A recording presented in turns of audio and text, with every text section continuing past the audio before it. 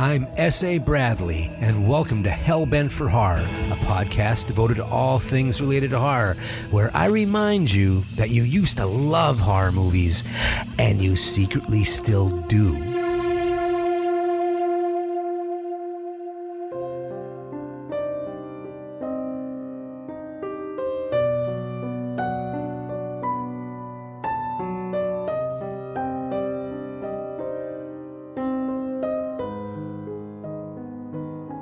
On April 29, 1980, Alfred Hitchcock died. He was the first person I ever heard called a movie director. I had no idea that was even a job. But by the time I was 14, just a few years into my obsession with film and the people who made them, he was dead. At that time, Hitchcock was the only director who made horror movies that got any critical respect, and he was wise enough to turn himself into a brand name. Alfred Hitchcock was the master of suspense. Now, even though that title was his trademark, most of the obituaries cited Psycho and The Birds, two horror films, as his masterpieces. When my dad read the news of his passing, he sighed and he said, "Well, that's the end of an era." And I think Dad was right, because Hitchcock was an old-school director. He had an indelible style, and although he broke new ground in cinema, he was definitely a product of his time and of the studio system. Even his filmmaking style was a brand, Hitchcockian. He wore his trademark suit and tie, and he required all the directors on his television show to wear a suit and tie as well. Ask William Friedman. He was so much a symbol of another time that when I thought of Alfred Hitchcock, I imagined him in black and white, never in color. As the world culture started to change drastically in the 1960s, Hitchcock dropped in popularity, and a new wave of young maverick filmmakers started pushing the narrative boundaries of film. Movies became darker and grittier, and they pushed the limits of on-screen sex and violence. This change in film drove the older generation crazy, while the younger generation finally went back to the movies again. Of course, horror films, as you would expect, dove happily into the anxiety caused by this generation gap with both feet. Horror was ready to show a level of intensity that had never been seen before. This group of young horror movie makers changed the genre, and by the time of Alfred Hitchcock's death, they were starting to reach their primes. It is hard to believe that 1980 was 39 years ago. And 39 years after Hitchcock's death, he's still the only director who made horror films that gets respect from the mainstream critics. Normally, acknowledgement from the mainstream doesn't mean much to us horror fans, except for one crucial time, and that is when our horror icons die. The lack of memorial or recognition is a reminder of the cold, stinging reality that horror lives on the fringes. A case in point was the death of Tobe Hooper in August of 2017. Now, Hooper gave the world the masterpiece, The Texas Chainsaw Massacre, a major influence on modern horror. He also directed Poltergeist and the miniseries of Stephen King's Salem's Lot. That gave him mainstream success. And yet, when the Oscars had their in memoriam section for artists who passed away that year, Hooper was not to be found. To put it into perspective, you know who was on there? 2 production designers, a casting director, and a public relations person. They were honored in that segment. Tobe deserved to be there just as much as they did. He deserved a last kiss. The last few years have taken a toll on the horror community. What once was the occasional sad news of an icon passing has increased at an alarming rate. And the reality is that many of the people who made their mark in the horror community don't get a lot of attention when they pass. And so that's when fans like me come in.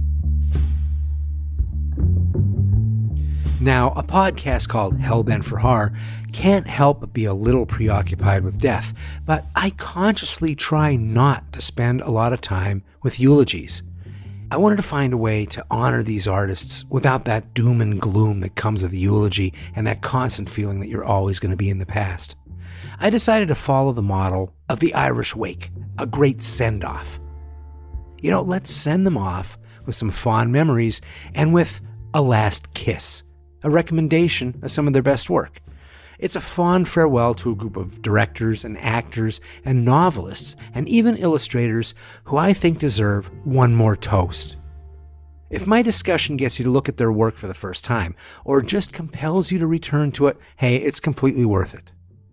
The list that I'm going to have here is nowhere near complete, and if I've left someone off that you would like to send off with a last kiss, I have email. Feel free to join the chorus. The first person I want to talk about died in 2015, a year before I started this podcast. Director Wes Craven's death caught me completely by surprise. He was the first death among those maverick directors from the 70s and the 80s. Wes Craven was a beloved figure in my generation of horror fans. And you know what? I don't mention Wes Craven nearly enough on my show, and I must admit that I haven't given the man his due when I discuss influential directors.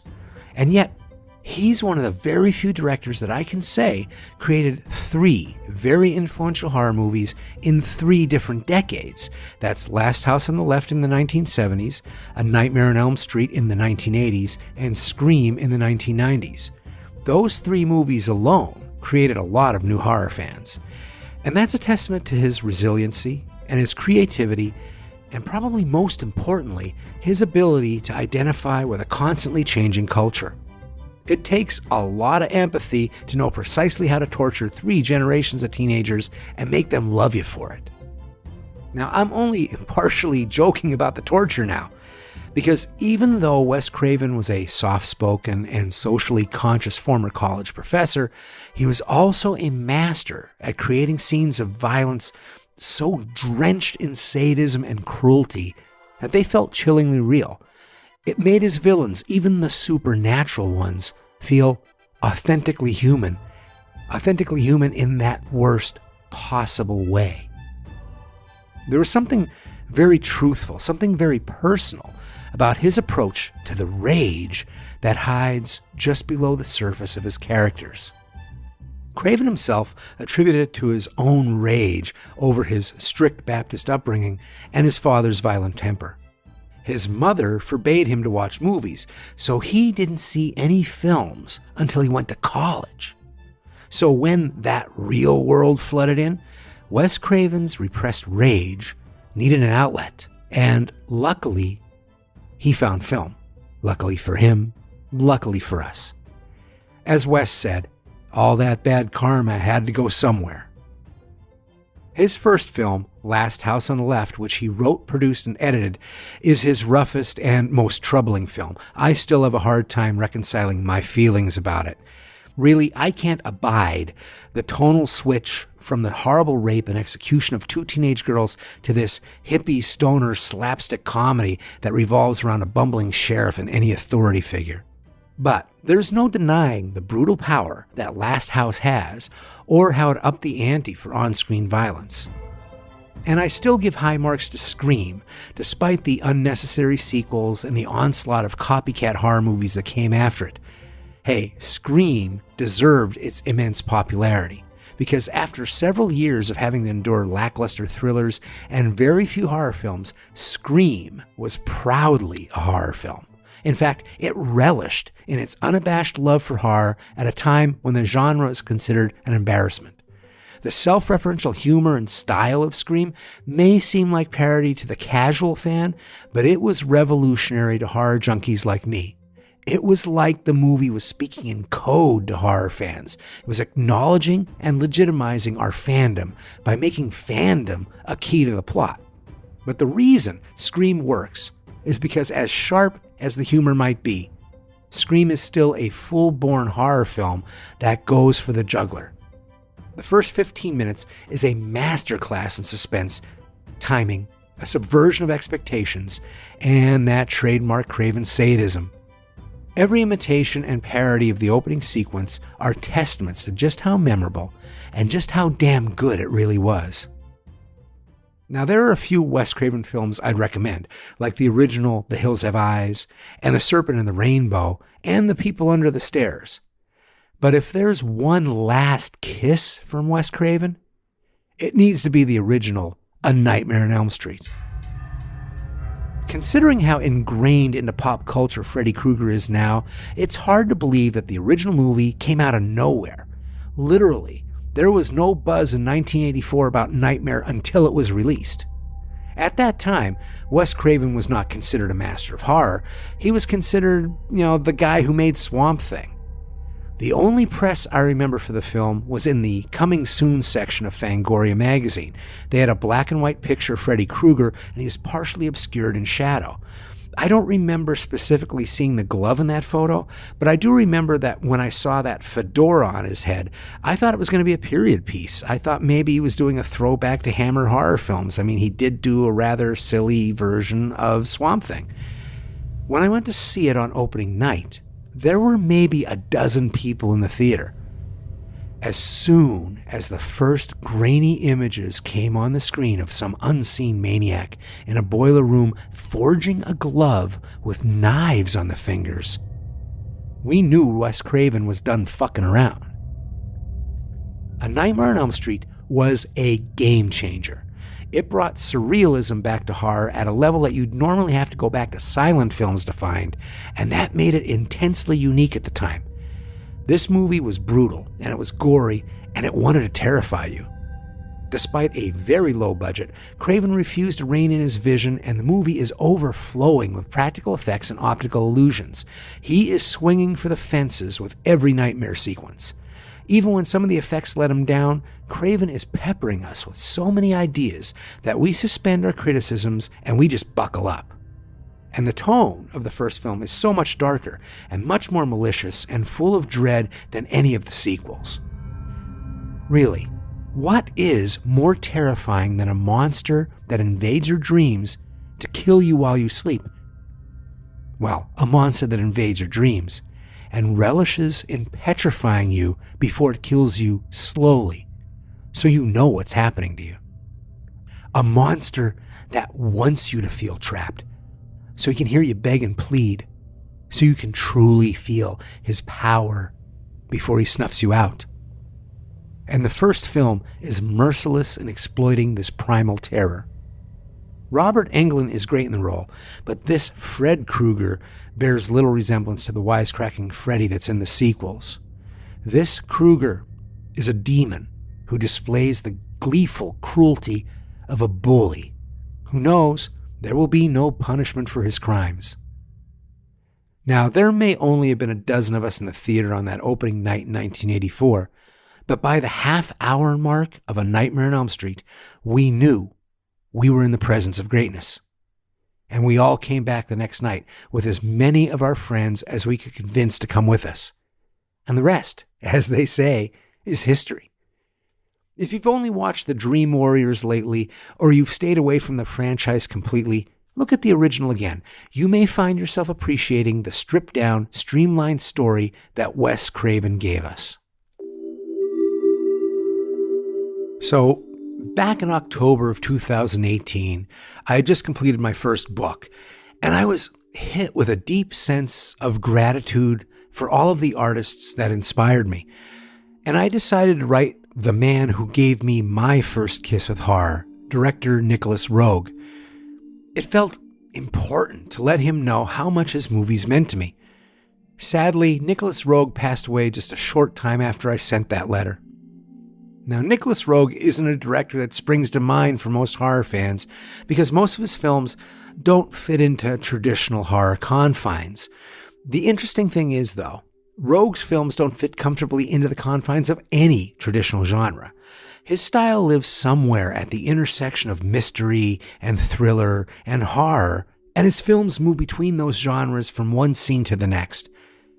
But if there was a genre that came close to fitting the tone of many of his films, I believe it would be horror. Just look at the posters or watch the trailers for most of his films and ask yourself what feelings they stir in you. I doubt it's comfort and joy. Nicolas Roeg made movies that fill you with foreboding and dread. His first film, Performance, it's labeled a crime drama, yet the movie's release was delayed for 2 years because Warner Brothers was horrified by the film's sex and its graphic violence. Allegedly, an executive's wife vomited at the screening and the critics gagged. One reviewer famously described the deviant tone and grimy visuals by saying even the bathwater was dirty. Roeg's film, The Man Who Fell to Earth, that starred David Bowie, was marketed as a science fiction film. But the film is way too eerie and far too disturbing, and Bowie's alien character gets even more terrifying as he begins to deteriorate from being on Earth too long to just be science fiction. Nicolas Roeg's film Track 29 was marketed as a mystery about a woman who may have stumbled upon the son she gave up for adoption. However, the movie starts with an image that makes your hair stand on end, and it ends with another image that makes your hair stand on end. And in between those two images is a surreal and grotesque movie about some seriously unlikable characters. More than once in his career, Nicolas Roeg's films were given an X rating, and the movie studios were even reluctant to release them. The studio that released his film Bad Timing removed their logo from the prints. In a statement, the executive said, "This is a sick film made by sick people for sick people." Nicolas Roeg made movies that were out to disorient, and then unsettle, and then challenge the audience. His movies often have a foreboding atmosphere created through unusual and often disturbing visual imagery within a non-linear narrative. His movies are like anxiety-filled puzzles that typically didn't come into full focus until the final shots, where the film's secret was finally revealed. Or maybe not. Nicolas Roeg started as a cinematographer, and he worked on Lawrence of Arabia and Dr. Zhivago and Fahrenheit 451 and even Mask of the Red Death, so he understood film language explicitly. And he used his considerable skill with the camera to fill his movies with images of great beauty that contrasted with images of graphic horror. A great example is his film Walkabout.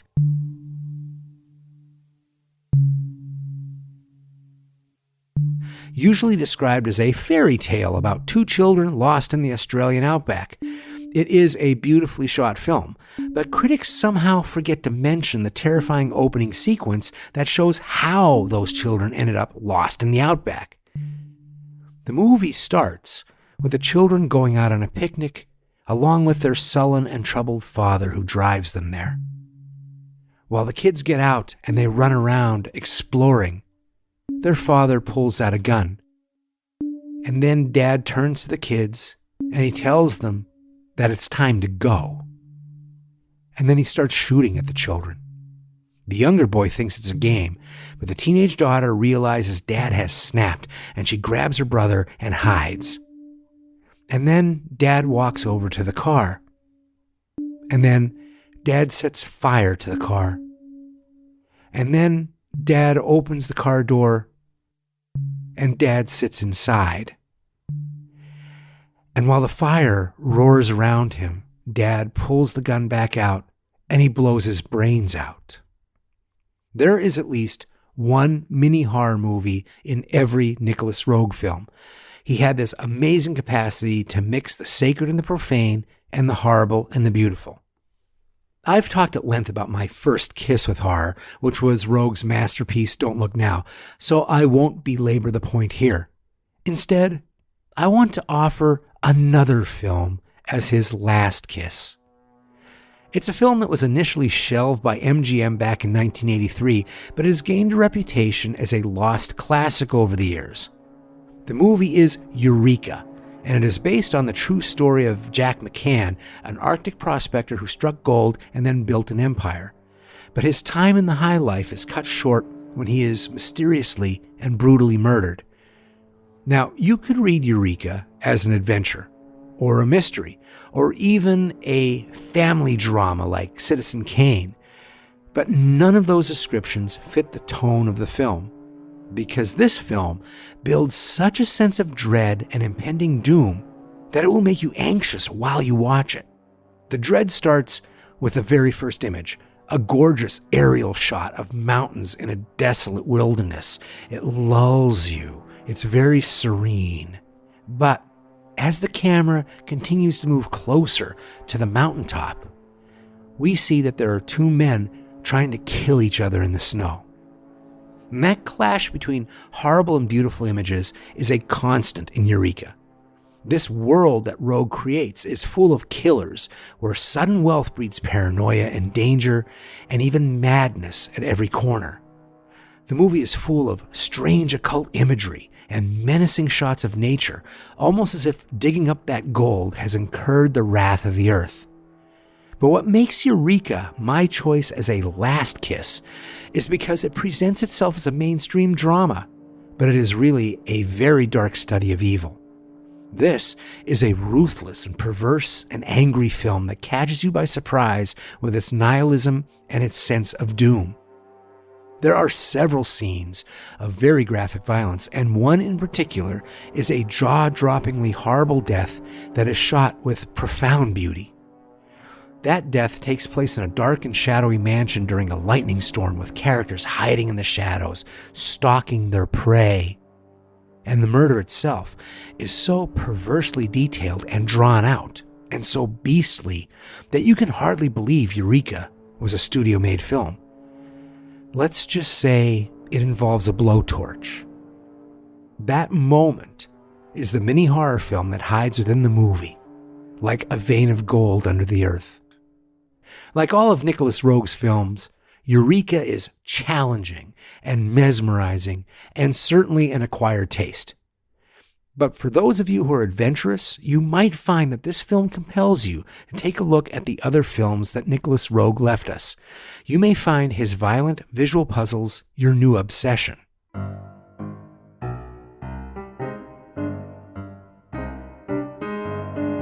Now, one of the many wonderful things I love about the horror genre is that, yes, it can be artful and it can be horrifying, and it can be proudly exploitative about all of that at the same time.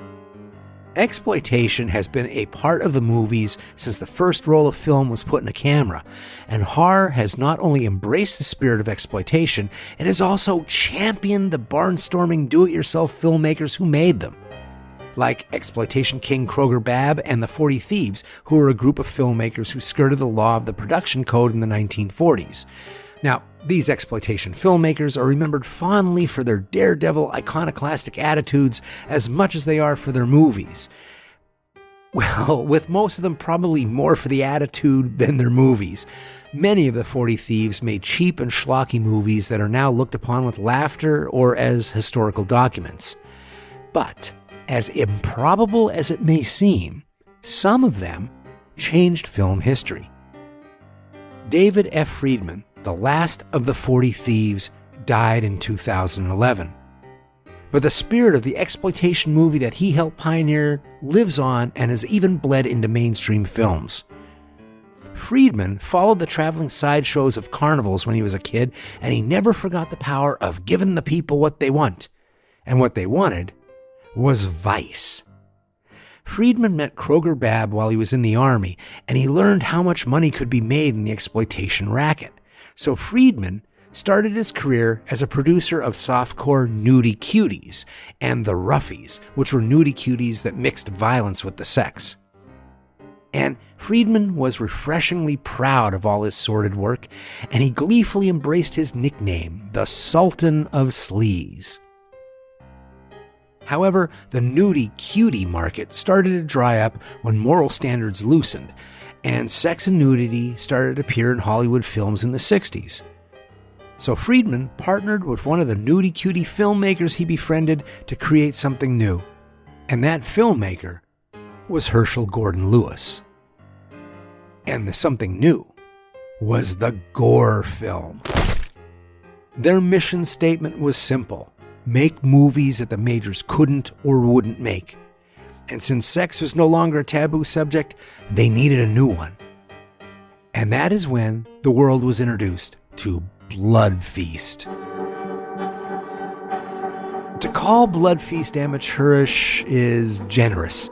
The camera work is flat, and the acting is terrible, and hell, so is the writing. But as soon as the gore starts, it's a different movie altogether. It's still not particularly good, but there is a completely different energy. It feels like you're seeing something that you shouldn't.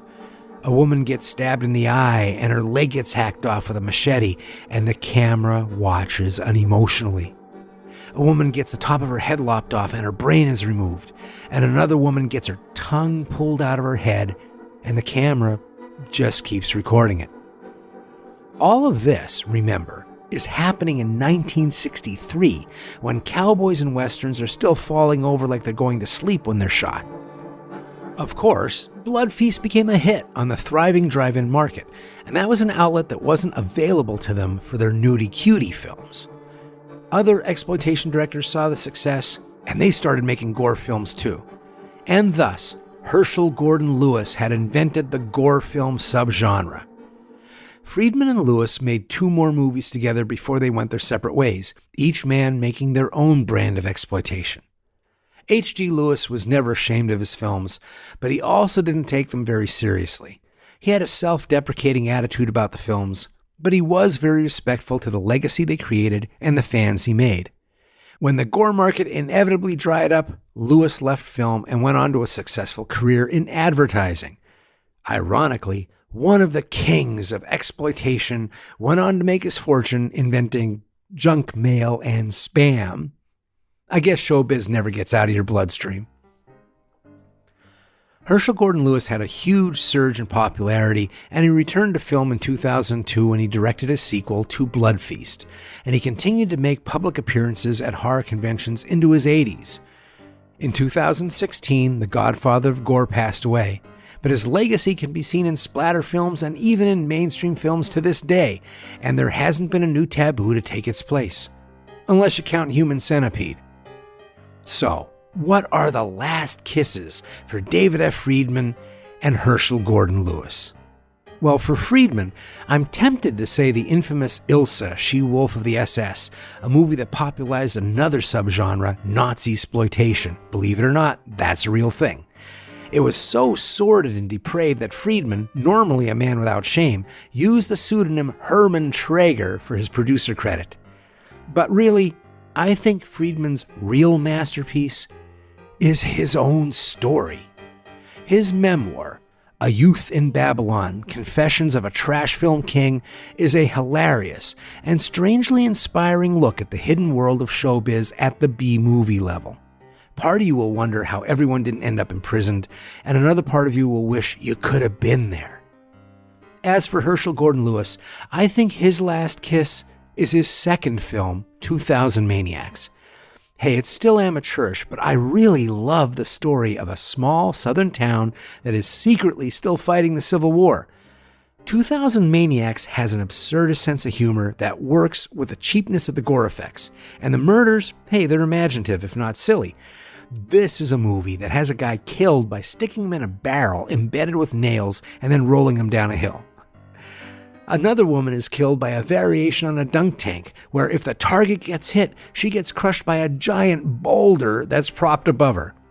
With deaths as bizarre as these, it's hard to be offended by 2000 Maniacs, and it feels like Herschell Gordon Lewis was laughing right along with us. So, I give a fond farewell to 2 pioneers that most of the world never heard of, or wished they'd never heard of. One of the reasons 2000 Maniacs is my favorite Herschell Gordon Lewis film is because it reminds me of the mentality of the old EC comics. When I was a kid, before I was able to go see horror movies in the theater, I used to get my fix from horror comic books. In the 70s, artists like Gene Colan could terrify me with his shadowy and moody images in Marvel's Tomb of Dracula. But Gene Colan's work in the 70s was tame compared to the work of Jack Davis within the pages of EC's 1950s comic Tales from the Crypt. Jack Davis is probably most famous for his work in Mad Magazine, but his illustrations were everywhere in the 70s. He did movie posters like The Bad News Bears and Woody Allen's Bananas, and he drew caricatures for TV Guide in the 1970s as well. I even remember his advertisement in comic books for Spalding basketballs that featured Dr. J, Julius Erving, and Rick Barry.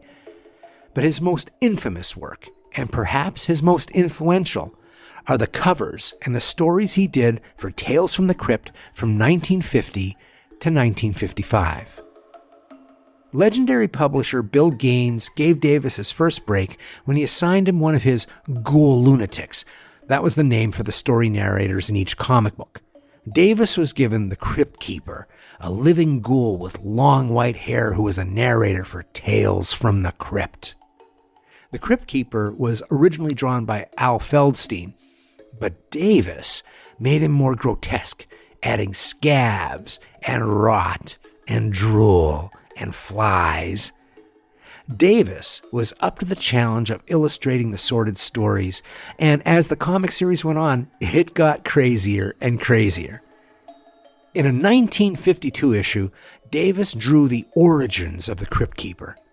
Well, it turns out he was the offspring of two sideshow corpses that fell in love. And the look of just unbridled lust that Davis drew on the two-headed corpse as it climbs out of a specimen jar to mate with a mummy raised the hackles of parents. It was Davis's work that was singled out by psychologist Frederick Wertham in his book Seduction of the Innocent. Wertham believed that comic books were perverting the young minds of readers and making them violent. His supposition was so provocative that his book led to the creation of a Senate subcommittee on juvenile delinquency. The story that was cited by Wertham that fanned the flames of the subcommittee's contempt was Foul Play, drawn by Jack Davis. It became notorious overnight, and the national attention made Foul Play one of the most infamous comic book stories in history. The story is about a star baseball player named Herbie Satin who uses his spikes on his shoes to poison the star player on the opposing team. When the opposing team finds out what happened, they exact their revenge. What I'm going to do now is I'm going to read the Crypt Keeper's narration on the final panels. And rest assured, Jack Davis draws everything that gets mentioned. So now you know, dear friends. Now you know why there is a ball game being played in the moonlight at midnight. See the long strips of pulpy intestines that mark the baselines. See the two lungs and the liver that indicate the bases, and the heart that is home plate. See Doc White bend and whisk the heart with a mangy scalp and yell, "Play ball." See the batter come to the plate, swinging the legs and the arms, and then throwing them all away except one, and standing in the box, waiting for the pitcher to hurl the head to him. See the catcher, with the torso strapped to his chest protector, the infielders with their hand mitts, the stomach rosin bag, and all the other pieces of equipment that once was Central City's star pitcher, Herbie Satin. How can I pick anything other than Play Ball as Jack Davis's last kiss? Sadly, the Senate subcommittee ended up being the death knell for horror comics, and Tales from the Crypt ended in 1955. But that only increased the comic book's legend, and the work of Jack Davis in Tales from the Crypt became even more legendary. Jack Davis died in 2016, but not before his work was honored in a retrospective book and an art gallery exhibition of his drawings. And Jack Davis became the inspiration for many comic book artists in the next generation. And that brings me to Bernie Wrightson. After Jack Davis and EC Comics gave parents and Congress indigestion, the comic industry created the Comic Code Authority. It was self-regulation to keep the government from getting involved, and it kept comics clean, proper, and family-oriented. If you were a kid growing up in the 1970s and you read comic books, you grew up on a very standardized format. We grew up with a standard size to our comics, a set number of pages devoted to ads, and even a standard color palette. If you liked superheroes, there were essentially two major styles to comic books at that time, the Marvel style and the DC style. But there was another style out there, kept away from the spinning comic book racks, that boldly went without comic code approval. And that was Warren Comics.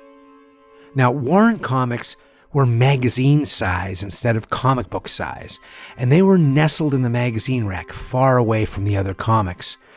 They were more expensive, and they were in black and white. And they were, as us kids would say, very adult. Warren comics were the forbidden fruit of the 1970s, with titles like Creepy and Eerie and Vampirella. These are the kind of magazines that you would find next to Easy Rider and Iron Horse magazine and wrestling magazines with blood pouring down some guy's face. The covers were often drawn by the likes of Frank Frazetta, and they were sexy and provocative and perfect eye candy for young boys.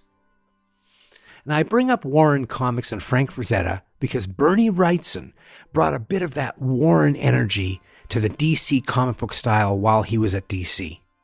He may have started under the Comic Code Authority, but Bernie Wrightson gave us art that went in a more mature and horrific direction.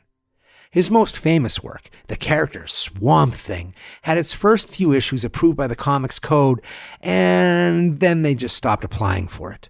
They instead went with a label that said, for mature audiences.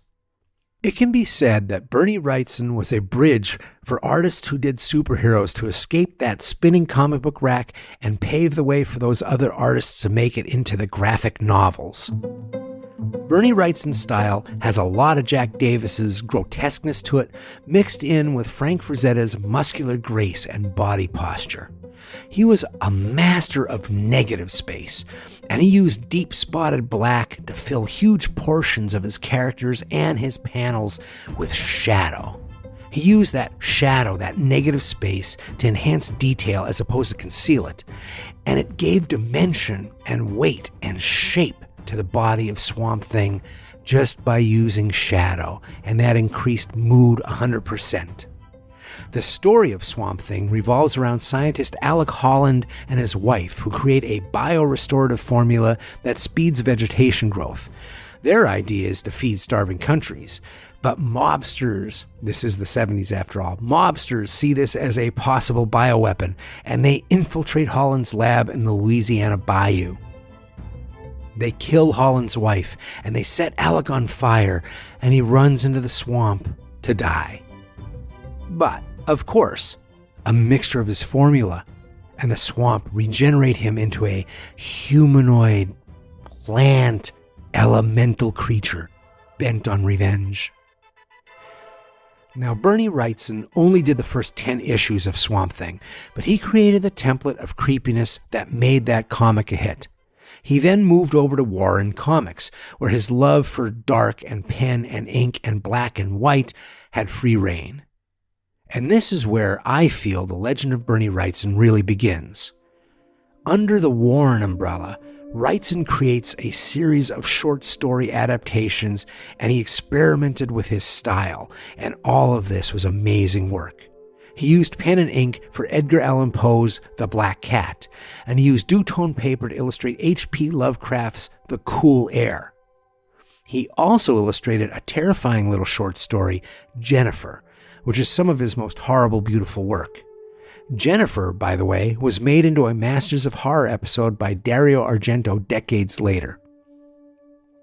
In the 1980s, Wrightson illustrated the comic book adaptation of the George Romero and Stephen King collaboration, Creepshow.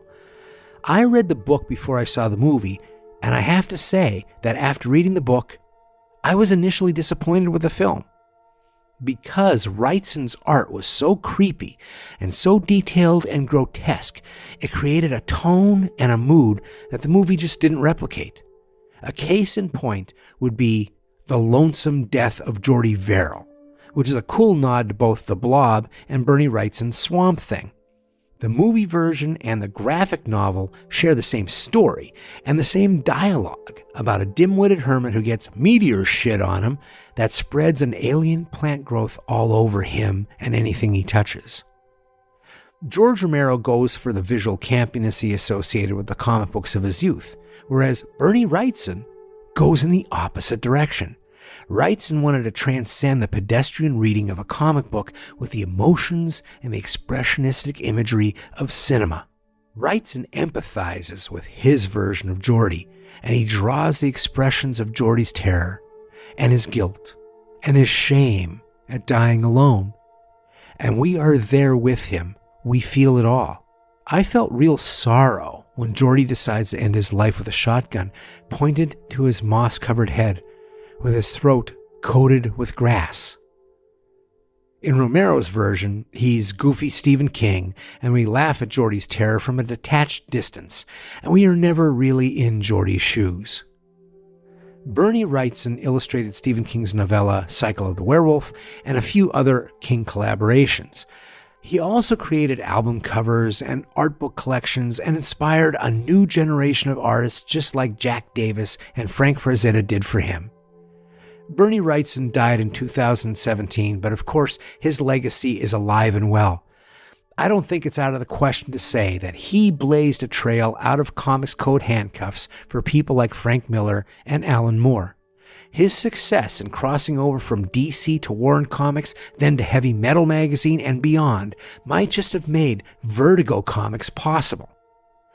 As for a last kiss, that has to be his masterpiece, Bernie Wrightson's Frankenstein, which was published by Marvel Comics in 1983. It is a reprint of Mary Shelley's full novel with 50 incredibly detailed pen and ink illustrations. Wrightson abandons all of the Universal monster tropes, and instead he creates the monster and the settings directly from the book descriptions. The creature truly looks dead, and yet somehow reanimated. It is very creepy. It took Wrightson 7 years to complete this work, and the level of detail and the amount of emotion each illustration gives you is sublime. It's not easy to find, but Dark Horse Comics did a reprint in 2008. You'll find that Frankenstein is the story Bernie Wrightson was born to illustrate. The people I've talked about on this episode helped change the shape of horror in one way or another. However, this next person wrote a story that started a cultural discussion that thrust horror into the international spotlight. This story terrified readers to the point of hysteria and ignited countless philosophical debates about the nature of evil. The film adaptation of this novel became one of the most influential and critically acclaimed horror films of all time, and in the process, this author created a horror subgenre that has endured for almost 50 years and shows no signs of diminished popularity. Not bad for a guy who started out writing comedies and musicals.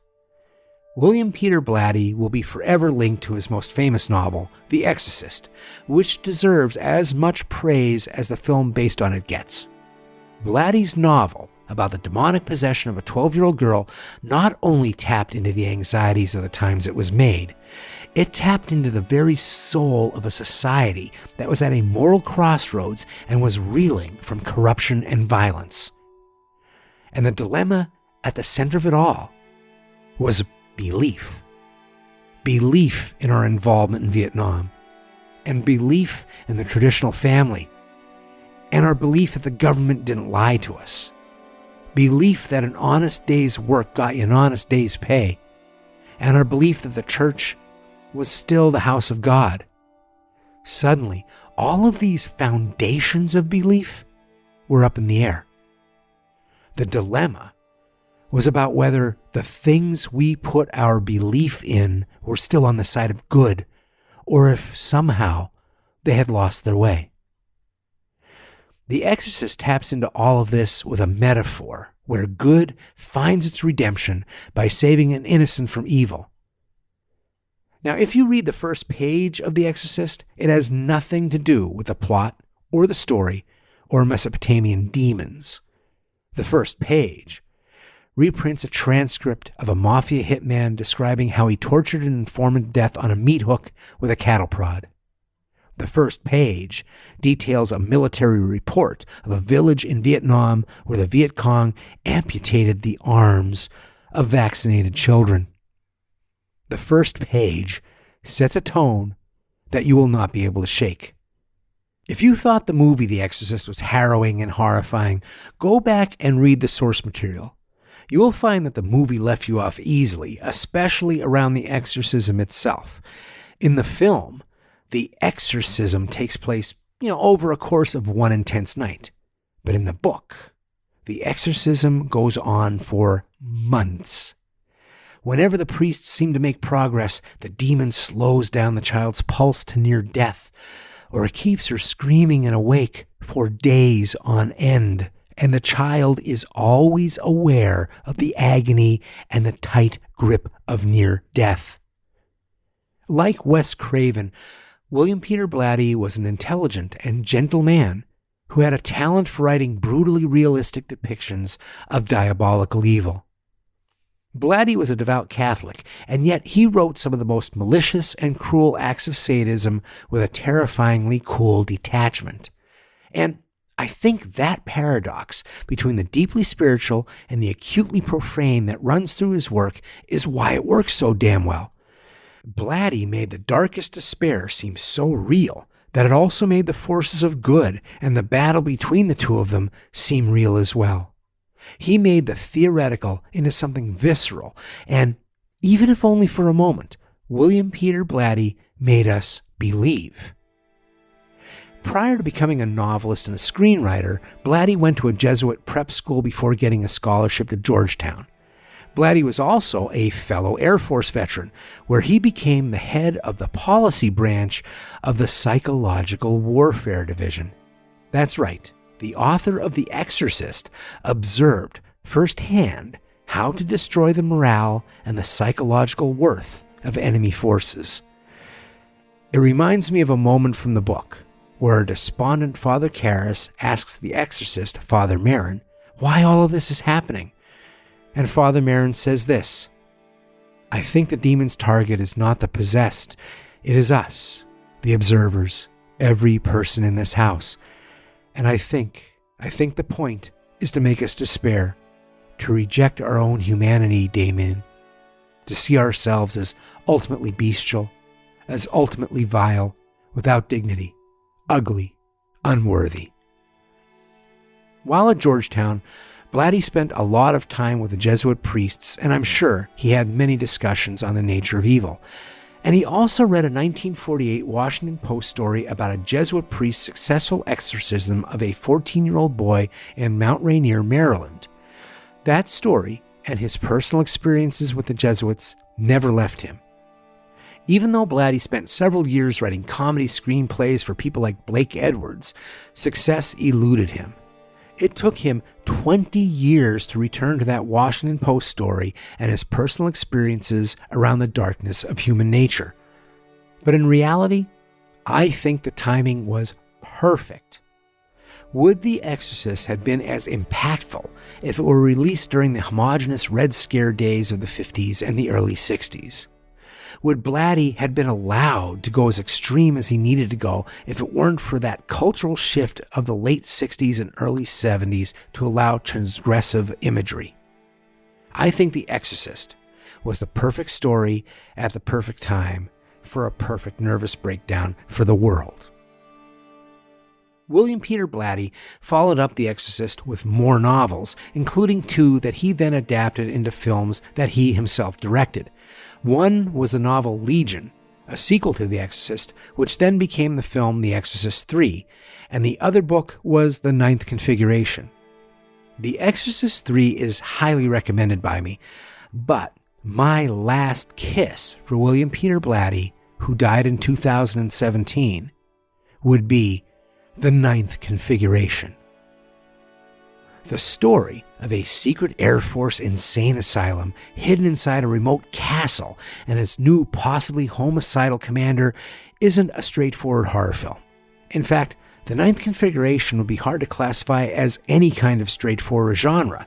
The first half of the film has this tone of a comic military farce, except that there's this strange sense of loss and despair that the comedy just can't hide. And that sense of loss and despair keeps growing as the movie blurs the line between sanity and insanity more and more frequently as it goes along. And then this sense of dread starts to build. The second half of the film descends into darkness as it becomes a meditation on human suffering and the fragility of faith and the evil that men do that can only be atoned with blood. And it is that idiosyncratic shift in tone between comedy and horror that makes the Ninth Configuration the quintessential Blatty story. And it is in that last half of the film that Blatty creates a 15-minute sequence that is true, unadulterated horror. It takes place in a crowded biker bar on a dark and stormy night, and it is a masterpiece of slow burn dread and savage violence. Blatty uses his ferociously authentic brand of sadism and cruelty to once again make the theoretical into something visceral, to make us believe. I consider the Ninth Configuration to be William Peter Blatty's secular version of The Exorcist. Watch it and see if I don't make a believer out of you. This horror-themed Irish wake, this essay of last kisses, is far from complete. If you loved Stuart Gordon's Reanimator, or From Beyond, or you loved Adam Green's Hatchet, you know Jon Karl Bugler. Names like Tom Savini and Rob Bottin and Rick Baker are more well known, but Jon Karl Bugler's name should be up there. He ran the makeup and effects department for Roger Corman's New World Pictures and Charles Band's Empire Pictures. But he was also an actor, a writer, a producer, and a director. In 1984, Beuchler became the first person to make it to the director's chair by way of the makeup effects department with his film Dungeon Master. He also directed Cellar Dweller and Friday the 13th Part 7, The New Blood. Jon died recently, March 2019, and his first kiss would have to be the movie Troll, which he directed and he did the makeup effects for. Troll is a true cult classic and was a hit when it came out in 1986, and its bizarre fantasy elements make it a really fun ride. You should give Troll a shot. Now, if you've listened to my show, you know that I have a love for nature as horror films and Lovecraftian horror. And even though it's a B movie and it has a really silly theme song, I still think that one of the best Lovecraftian movies that didn't come from a Lovecraft story is The Blob. This entity that falls from the sky and lives only to absorb and consume and grow isn't a far cry from The Color Out of Space. And the father of The Blob and several other horror monsters was producer Jack H. Harris. If you're a drive-in horror junkie, you know his name from not only The Blob, but also The 4D Man and Dinosaurs with an exclamation point. But he also gave John Landis his start with his film Schlock, and he also released the theatrical version of John Carpenter's USC student film Dark Star. Jack was an old-school guy who started in showbiz with vaudeville as a child, and he knew how spectacle sold. Even if you only had a couple bucks, throw some spectacle in there and it was going to sell. Jack H. Harris loved being known for The Blob, but my last kiss for him would be the head-trippy, one-of-a-kind film Equinox. If you've never seen it, you must see Equinox. Interestingly enough, just like Dark Star and Schlock, Equinox also started out as a student film. The story is about four friends who are attacked by a demon while on a picnic because they are in possession of a mystical book. This may be the first influence of Sam Raimi's Evil Dead, but for this movie, it's how the story is told that is what makes it so amazing. This is a movie told completely in flashbacks, uses fisheye lenses, uses forced perspective and in-camera optical illusions, and it is totally crazy and totally original. Equinox was originally a student film directed by Dennis Muren, who went on to change visual effects forever with his work in Star Wars. You can see how this film was an ultra-low-budget training ground for creating special effects out of whatever was available. The directors even used the billowing smoke from a raging forest fire nearby as an effect plate for creepy storm clouds. Equinox has a solid and well-earned cult following, and it even is included in the prestigious Criterion Collection of films. And if it weren't for the indie showbiz spirit of Jack H. Harris, this one-of-a-kind movie may have only been seen by one college class. Thanks, Jack.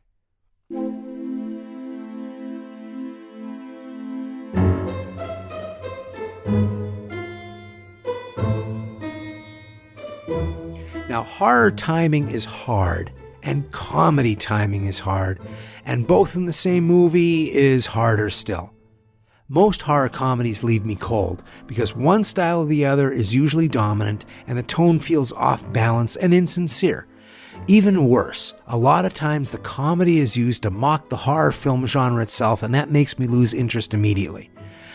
But when the rare horror comedy comes, and it gets all the beats right, and it remembers to give you gasps as well as laughs, you're in for something great. One of my favorite horror comedies of all time is Dan O'Bannon's Return of the Living Dead, which is hilarious and still gives you a jump or two. Dan O'Bannon made a punk rock horror film, and the subversive way the story breaks the rules is brilliant punk rock in itself. The premise is that George Romero's Night of the Living Dead was based on a real event, and an army cover-up made George Romero change all of the facts.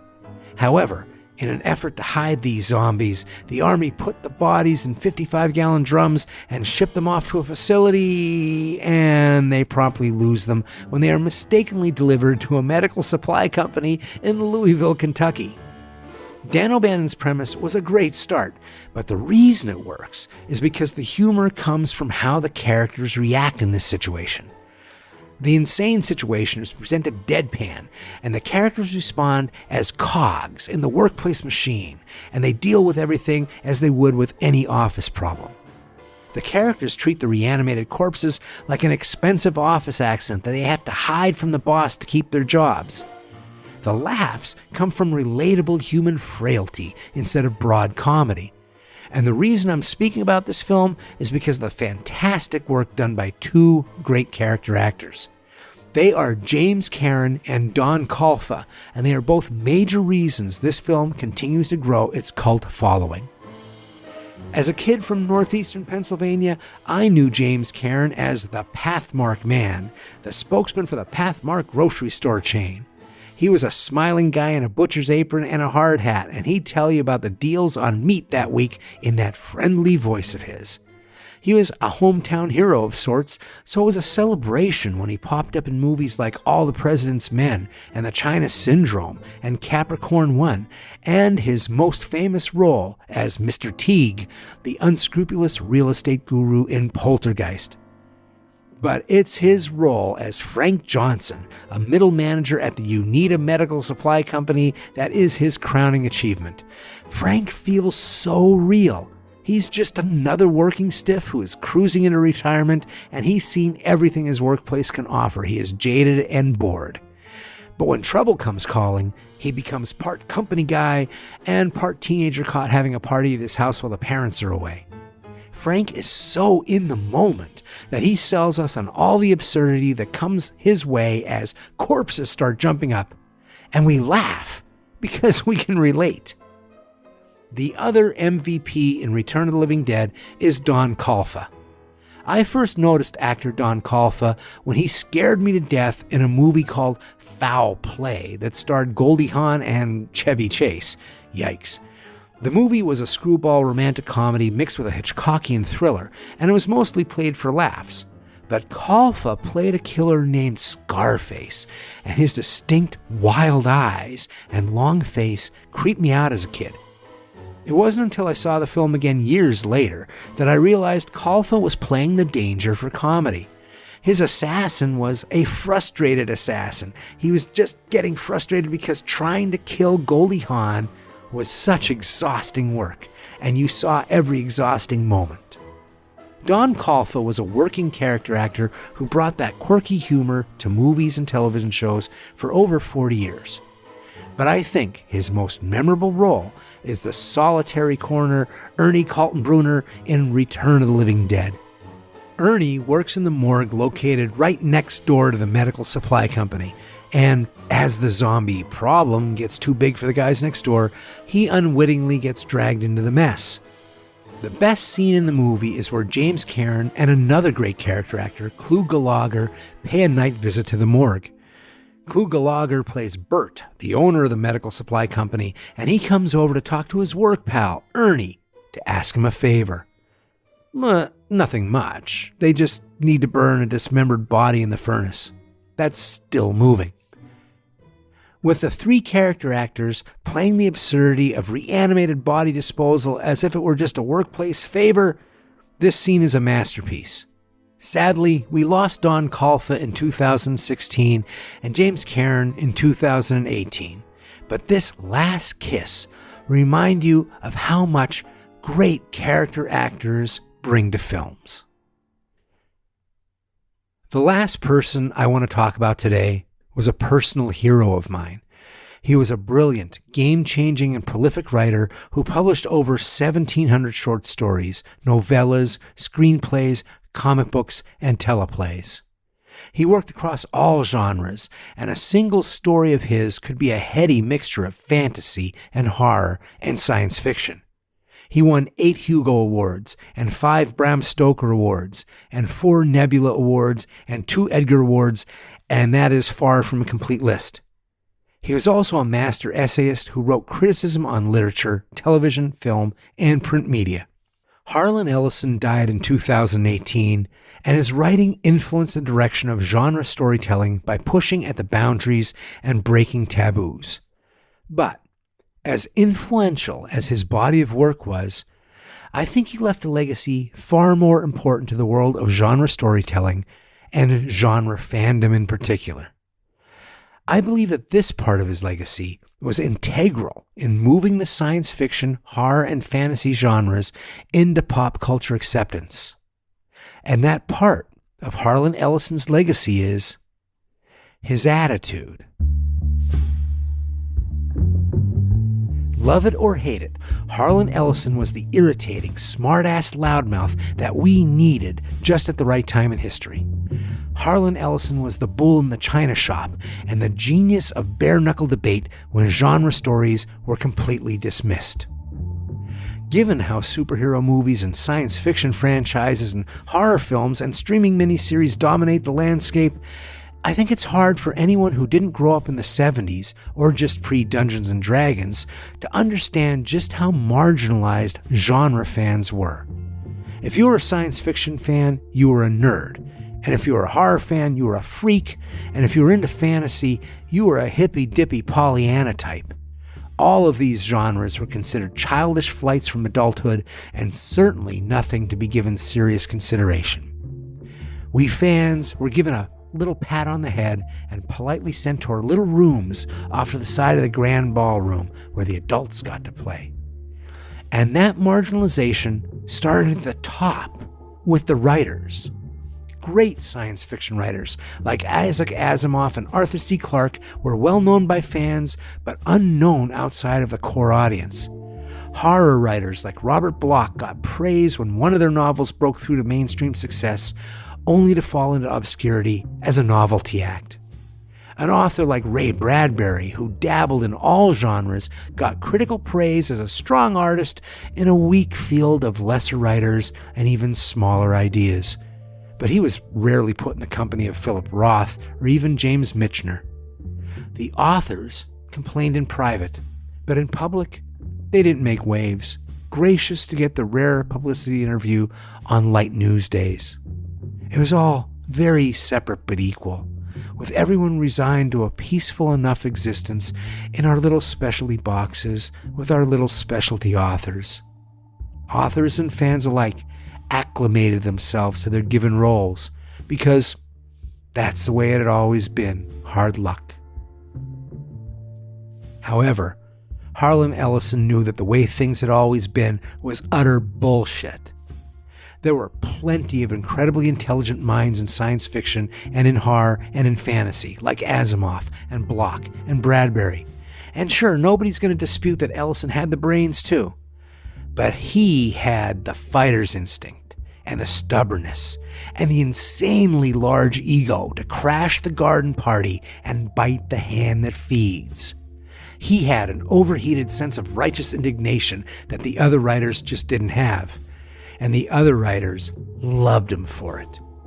Ellison went after anyone who looked at genre work as lesser art. When Ellison was in college at Ohio State, he got into a fist fight with his professor for saying he had no literary talent. You know what he did?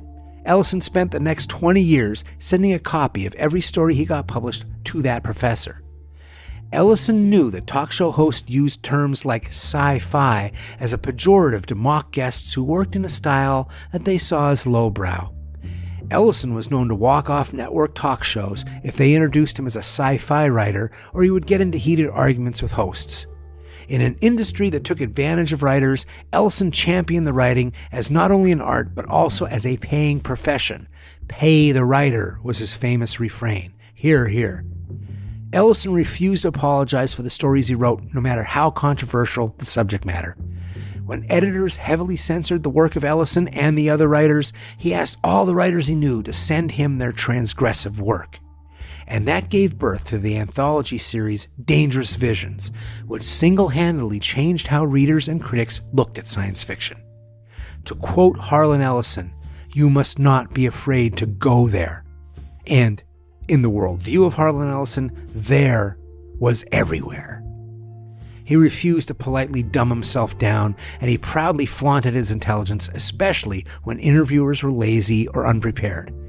Harlan Ellison was the literary equivalent of a hockey goon for team genre, and he never backed down from a fight. Robert Bloch once described Harlan Ellison as the only living organism I know whose natural habitat is hot water. He was a little guy, a nerd who punched back and who backed it up with talent and sharp wit. And the gatekeepers of culture had no fucking clue how to handle him. Ellison was a magnificent mix between intellectual bravado and blue-collar work ethic. He made egotistical claims that would make Muhammad Ali blush, and then he would back them up with a jaw-dropping output of work. For one book promotion, instead of being interviewed on morning TV, he would have the host write an opening sentence and seal it in an envelope. Ellison would then sit in the window of a nearby bookstore and type out an original story from that sentence before the show's closing minutes. This was the old blue-collar dare. I can do anything you rich boys can do, but I'll do it better, I'll do it faster, I'll do it longer. Where people thought they'd get the stereotypical bookworm they could just push around, they got someone who played hardball better than them. And I cannot tell you how much of an inspiration that was for me in my early teen years. When it was expected of me to dumb myself down for the comfort of others and apologize for my weirdness, Ellison convinced me otherwise. But he also told me that I needed to be ready to back up my words with substance and to never back down. However, being a loudmouth means nothing if you can't back it up with talent, and that's why Ellison was so highly regarded. Now, Harlan Ellison is most known for his science fiction stories, but even his science fiction was intense and dark and mostly apocalyptic. His story, I Have No Mouth and I Must Scream, is an allegory about hell, where 5 people are tormented for eternity by an artificial intelligence computer. His novella, The Deathbird, is a dark and disturbing look at the origins of evil, and he used the metaphor of an existential multiple-choice test to put us there. His book, No Doors, No Windows, is full of terror and dread, and the most chilling story is The Whimper of Whipped Dogs, where Ellison recreates the infamous murder of Kitty Genovese, and he recreates it as a ritual sacrifice for a new god who rules through terror. In Stephen King's great nonfiction book Danse Macabre, he singles out Ellison's short story collection Strange Wine as must-read literature. And I will agree, because Strange Wine is Harlan Ellison's last kiss. There are stories in there that are intentionally humorous, but the story that has stayed with me for over 30 years is Croatoan. I'll tell you nothing about Croatoan. You'll have to go into it like I did, completely in the dark, feeling your way through the story, praying to find a glimmer of light. The real horror of Harlan Ellison's Croatoan is when you realize you felt safer in the dark.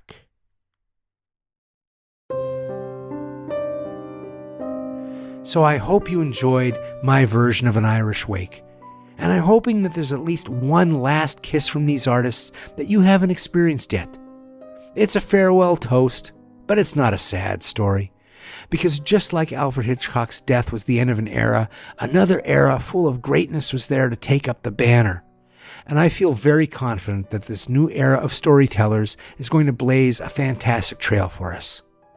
And in a few days, I'll be posting a special last kiss for my Patreon supporters.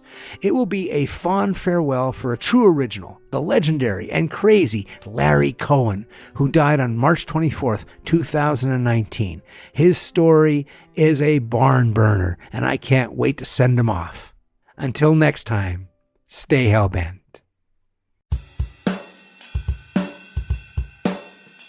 And thanks for listening to the show.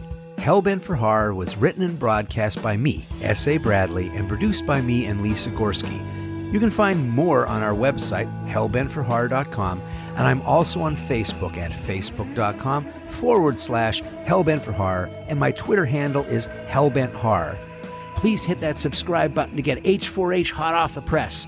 And if you can do a review on iTunes or whatever app you listen to us on, that really helps people get to find us. And now for some Hellbent for Horror news. The podcast is available on some more outlets now, so you can listen to H4H on Spotify, iHeartRadio, and TuneIn Radio, as well as the regular iTunes, Android, and Amazon apps. And let there be swag. H4H t-shirts are now on sale. We have a store on tpublic.com with a bunch of Hellbent for Horror designs, and you can have your choice of t-shirts, sweatshirts, hoodies, coffee mugs, something horrible beautiful for you or that someone special. The link to the merchandise store is on our website, hellbentforhorror.com. And until we meet again, stay hellbent.